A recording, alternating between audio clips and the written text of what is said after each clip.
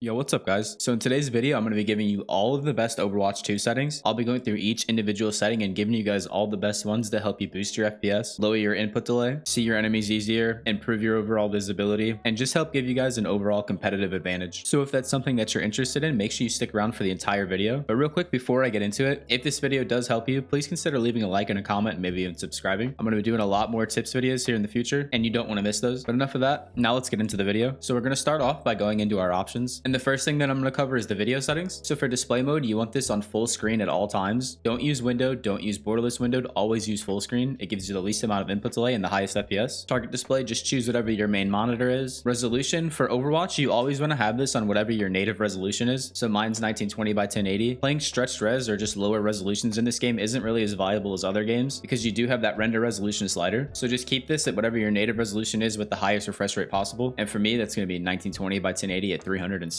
hertz. For field of view, you always want to play in the max. The FOV in this game is so low that going any lower is just going to be a detriment to your gameplay. You're going to miss out on so much visual information. So just keep this at the highest on 103. For aspect ratio, just set it to whatever your monitor is. Mine's 16:9, so I just keep it 16:9. Dynamic render scale, you want to have this off at all times. You don't want the game to be constantly changing between two render scales. That's going to cause more input delay. So we'll just choose our render scale custom, and that's going to be the setting right underneath it. Make sure this is set to custom. Now I have mine on 101, and I know that looks kind of weird. Most people just play on 100, or if you want the max FPS possible, you can go all the way down to 75. I wouldn't go any lower than that because it starts to look really blocky. And the reason that I have it on 101 is because 100% doesn't work with image sharpening. It needs to be below or above that to trigger it. And with the new image sharpening feature, you can improve your visibility so much, but we'll talk about that later once I get over into the graphics quality tab. But if you guys have a decent rig, there's not really any reason to go below 100, but if you're on lower specs and you're struggling to hit your monitor's refresh rate, you can drop that render scale down to about 75 and see if that helps you. For frame rate, make sure this is set to custom. I have my maximum frame rate capped at 360, which is my monitor's refresh rate. And that's just because when I'm playing and also recording or streaming at the same time, I get a pretty noticeable FPS hit. So it's kind of fluctuating from 300 all the way up to 600. So I just set this to 360 and it stays pretty consistent. However, if I'm not streaming or recording, I'll bump this up to 600 and have no problem with it at all. I'd really only recommend having it uncapped if you have a very good GPU, because Overwatch is kind of funny. If you have,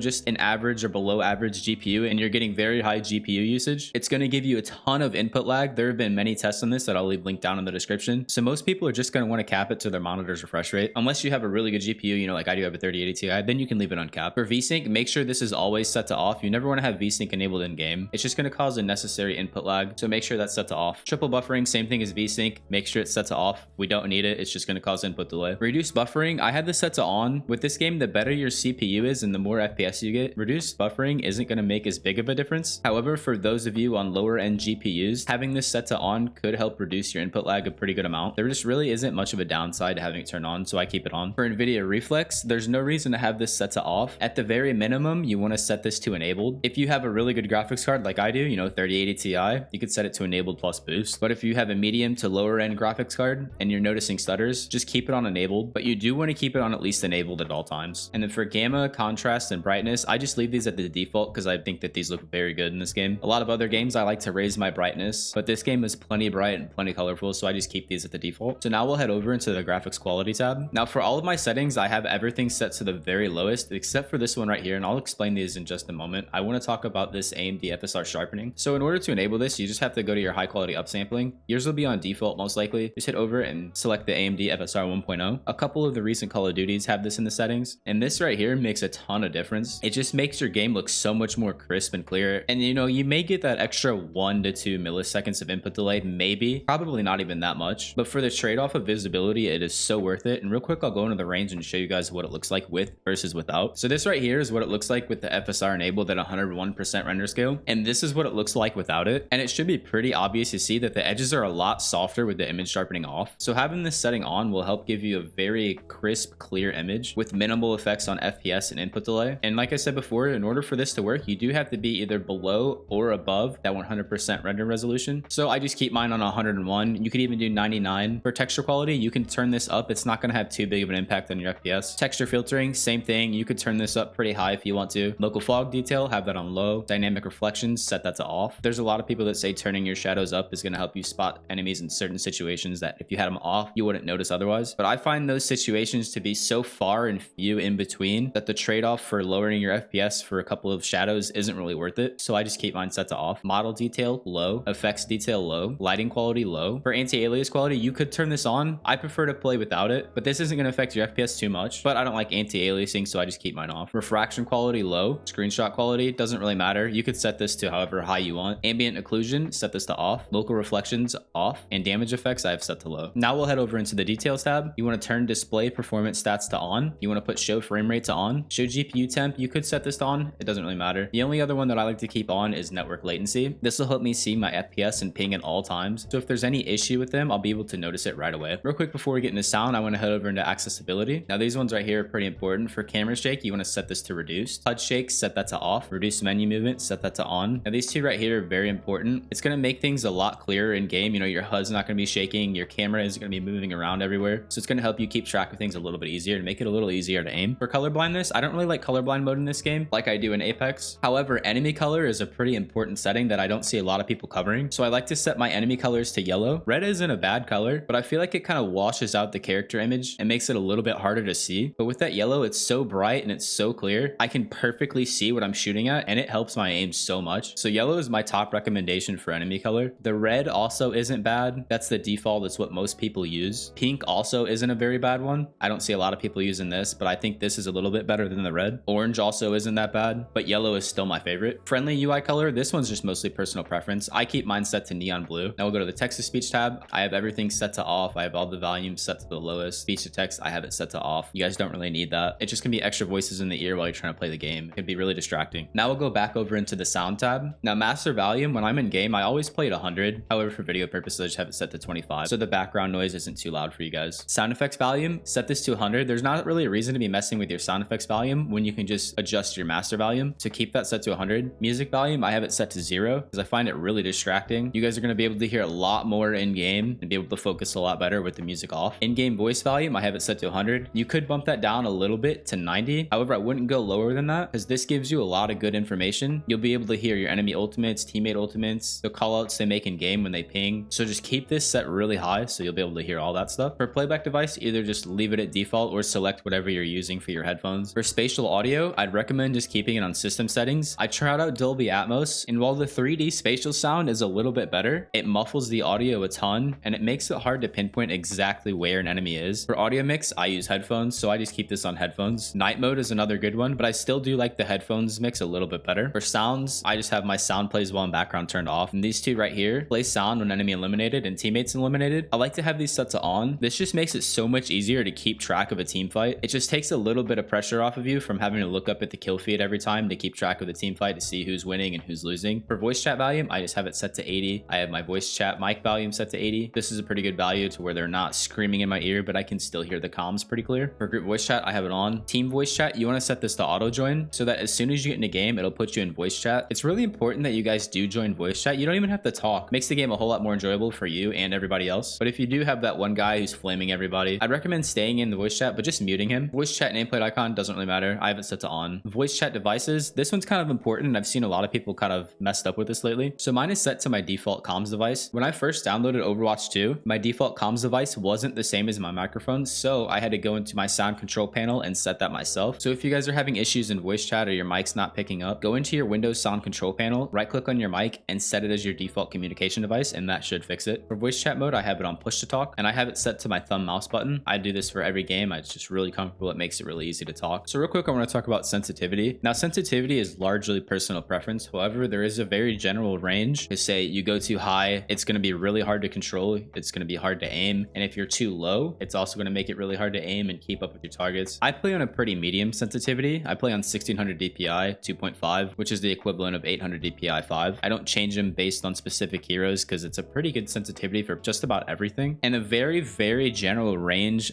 of sensitivities that I would recommend would be 1600 DPI anywhere from 1.5 all the way up to, 3.5, which is going to be 800 DPI 3.0 all the way through 7.0. Like I said, that's a very general recommendation. People can do well with high sense, people can do well with low sense. It's mostly personal preference. So if you guys are looking for a sensitivity that's kind of in the middle to try, you could try mine. And then I'll talk about scope sensitivities in just a second. I want to get through the rest of this stuff. So for invert look, just have that set to off. Controller settings, I have them set all to 0, and I have aim smoothing set to 0. There was people saying that there was a bug with the aim smoothing. I don't think it was true, but just to be sure, I set it to 0. 0 and I just have it set to 0. And for the rest of the controller settings, I just have everything set to off because, you know, I don't use controller. Now, another pretty important setting is going to be your crosshairs. So I'll show you mine. This is the one that I use for just about everything. It's thickness 1, crosshair length 6, center gap 4, 100% opacity, 70% outline opacity, just because I like to have a little bit of that outline. It makes it look a little more clear. You know, you can mess with this a little bit. You know, you could increase the length slightly. You can increase the gap a little bit. However, I wouldn't go too much bigger because at that point, it's just going to be an obstruction and it's going to make it a little bit harder to see things and aim. So I also really like the dot crosshair, either at dot size 3 or 4. I don't like going any bigger than that. Really, I don't like going any bigger than that because it starts to look a little bit blocky and it starts to take up a little bit too much of the screen. But 3 or 4, I do find really good. Now for color, this one's going to be really important too. There are really only 4 colors that I would recommend using, and that's going to be the green, the cyan blue, yellow, and the pink. And the reason for this is just because I like to use the brighter colors on the crosshair. Like I said earlier in the video, those bright colors are going to draw more attention to the center of your screen, and it's going to make it easier for you to aim. Now, it is also important to pay attention to the color of your crosshair and the color of your enemy. For me, having this blue crosshair and the yellow enemy color, it will make it very easy to see my crosshair on the enemy because there is a distinct color differential. But say for instance, you have red enemies and you're using a yellow crosshair, sure, it's going to stand out a little bit, but it may be a little bit easier to lose that yellow crosshair on a red enemy, especially with all the healing effects in this game. It makes a really big yellow glow, so it could make it kind of hard for your crosshair to stand out. But if your enemy colors are, you know, say pink, then this yellow is going to stand out really well. A good color crosshair that stands out for red enemies is going to be green. If I was to use red enemy outlines, this is the crosshair color that I would use. But enough with reticles. Now we'll go down to the hero setting. For allied health bars, have this set to default, and show friendly outlines, set it to default. These two are pretty important as it gives you just the right amount of visual information. You know, when you set this to contextual or off, you may not be able to see your teammates' health, and it's always a good thing to keep track of your teammates' health in this game. And show friendly outlines, if you have this off, occluded, or always, you know, you may be seeing them too much, like, you know, through a wall when you don't need to, or you may not be seeing them when you need to. So just set it to default. It's the best setting. Now for keybinds, these are mostly personal preference. One that I do like to have on everybody is jump on scroll wheel down. I do this for just about every game. This will help you b-hop a little bit easier if you need to. And these are the rest of my keybinds. It's nothing too crazy. I have melee on middle mouse button, interact on F, and that's honestly about it from the default. Now we'll head over into the interface tab. These are all mostly personal preference. You can change it to whatever you need to. These are the other ones that I have. You know, if you want to see your input delay, you want to take a screenshot or turn your UI on or off for a screenshot. Now for communication, these are pretty important to have. For communication menu, I like to have separate keybinds for each individual thing. The most important ones that you guys need to have binded are need healing, group up, ultimate status, and I like to have thank you just in case, you know, if I'm spamming healing and my healer finally heals me, I just say thank you. It's a nice thing to do. It's going to help your team a lot. You do want to have a keybind set for your ping. Mine is set to P, which is remapped to my DPI button on my mouse, so I just hit the DPI button on my mouse anytime I want to ping somebody. You don't really need keybinds for all of this, as the regular ping is pretty much good enough for most scenarios. These are my ping options. Enemy ping sensitivity I have set to 65,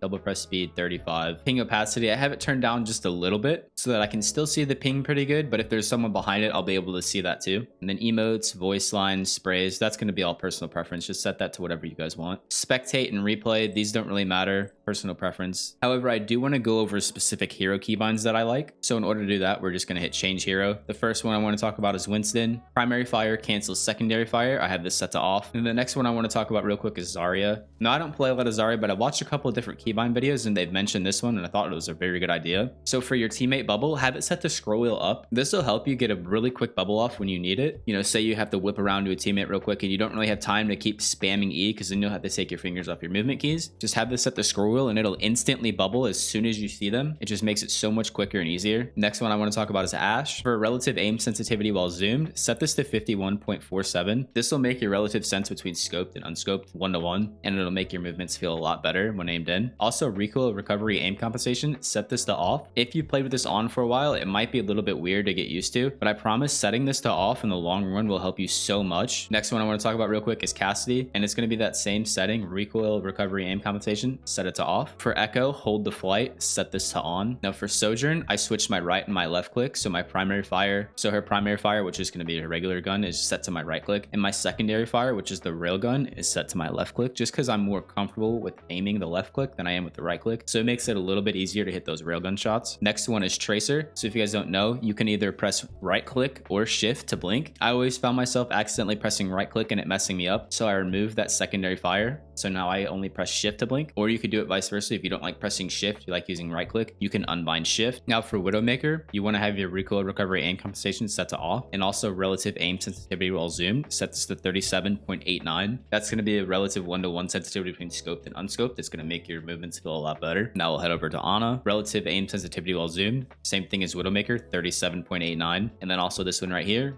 Recoil, recovery, aim compensation, set it to off. Baptiste, same thing. Recoil, recovery, set it to off. Kiriko, toggle healing of Fuda, I have it set to off. I haven't played a ton of Kiriko, but I've watched a couple of other settings videos and they've also recommend setting this to off. For Lucio, allow backwards wall ride, make sure this is set to on. That's really important to have. For Mercy, guardian angel target priority, I have it set to prefer facing target. Now for Zenyatta, I have my Discord orb or my E ability also set to my mouse wheel up. This is going to help me get a quick Discord orb off. I'm not going to take my hands off WASD, you know, my movement keys when I'm trying to shoot someone, and I can just get this off really quick. It's a really useful keybind, but that about covers it for all of the keybinds. Now we'll head over into the gameplay tab. Enable post-match auto queue, I just have it set to on. Limit client send rate and limit server send rate, make sure both of these are set to off. This is going to make sure that it's not capping your internet. Network quality notifications, set this to on so that you see if there's a problem. Spectate, these are mostly personal preference. I do like to have enabled voice lines while spectating on, just in case there's something that happens and I get a little info, I can call it out in the team chat. Overwatch League scores, set it to off if you care about that. This one's really important right here. Enable high precision mouse input, make sure this is set to on. This is going to make your mouse movements feel so much better and a lot smoother and a lot more responsive, and it's very important for lowering your input delay in this game. Now for HUD, kill feed display, set it to on. You always want to see when someone is being killed or if your team is being killed. I already talked about these a little bit. Play the sounds when your team or an enemy is limited. Make sure these are set to on. Makes it easier to keep track of that in the team fights. Always skip kill cam. I have this set to on because if I'm dying, I don't really need to see the kill cam. If I want to, I can go back into the replay and review it there. This setting right here may allow you to get some information that your teammate might not get, because you have a little bit of an overview of the fight. So if you pick up on something, you can call it out in team chat. If you ping as you die, it'll mark your enemy so that your teammates can see where that person is that killed you. Snap death camera to killer, I have it set to off. Achievement display, I have it set to neither just because I don't want achievements popping up in game and distracting me. Tips display, I have it set to off. You can turn this on if you're new. Show capture play the game UI, just have it set to off. Display system clock, I have it off. Ability timer ring opacity and player outline strength, I have both of these set to 100. Always keep your player outline strength on 100. It'll help you see them a lot easier. These two right here are pretty important. Waypoint opacity and respawn icon opacity. Lower these down from about 20 to 30% so that, you know, if there's someone on the cart and there's an icon on the cart, that icon isn't blocking the enemy. You're going to be able to see through it and see that person so much easier. Now for social tab, this one doesn't really matter too much. You can mark these down if you want. You can copy them, but these don't really matter for actual gameplay. Text chat, same thing. Mostly personal preference. I'd always have team text chat enabled. You turn match text chat off, people are talking shit and it's kind of getting annoying. That's going to be it for this video. I know it was a long one, but there was a lot to cover. You guys have probably seen settings videos like this before, but all of the Overwatch settings video that I've watched haven't really gone in depth, and they've only covered a couple of things really, like, you know, your video settings and sensitivity, but that's about it. So I just tried to give you guys the most information possible that I could, and I hope this really does help your guys' game. If it does, please remember to leave a like and a comment, maybe even consider subscribing and turning on notifications so you don't miss any helpful future videos just like this one. If you guys have any questions, you want to get into contact with me, or you want to just see more of my content, links to all my other social medias are down in the description below. I do stream almost every single day at Twitch, so if you want to see me play some Overwatch, feel free to stop by there and drop a follow. But yeah, that's it for this video. I'm going to wrap it up here. I hope you guys enjoyed it, and I hope you have a great rest of your day.